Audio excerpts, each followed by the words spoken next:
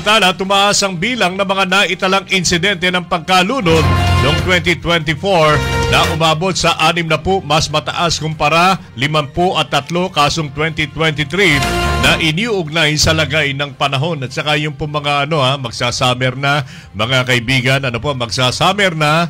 At maaring yung pamilya ay may plano na mag-retreat, pumunta sa mga swimming, sa swimming resort tulad ng dagat o kaya naman ng mga swimming pool o kaya naman ng mga batis, mga kaibigan. Pagka meron po kayong dalang mga anak, mga kaibigan, tiyakin po ninyo na lagi po natin silang binabantayan, mga kaibigan. Huwag na huwag malilingid sa inyong mga mata, sa inyong kabatiran, ang inyong mga anak. Lagi po natin silang bantayan. Bakit po natin ito sinasabi?